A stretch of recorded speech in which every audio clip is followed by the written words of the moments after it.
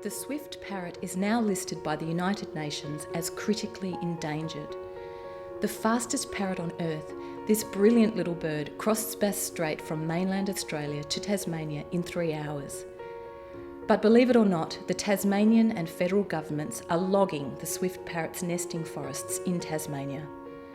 To make matters worse, on top of losing their nest hollows to logging, recent research has found sugar gliders are killing swift parrots in the nest, exacerbating their decline.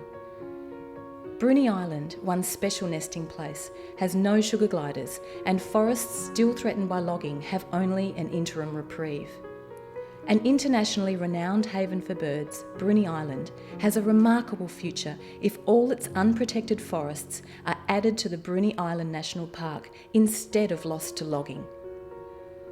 Elsewhere in Tasmania, logging continues in the swift parrot's breeding habitat in the southern forests and on the east coast.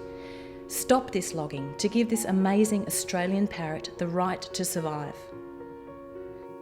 G'day, I'm Bob Brown. I love swift parrots, and I'm standing here on Bruny Island, which is the last great stronghold for these birds to nest. They depend on these forests. No forests, no nests. No nests, no birds. Help save these fantastic birds, the fastest parrots on Earth. You can do that. Support the Bob Brown Foundation campaign. Support protection of Bruny Island. No logging of swift parrot nesting sites. Simple. Tell your MP, back the campaign.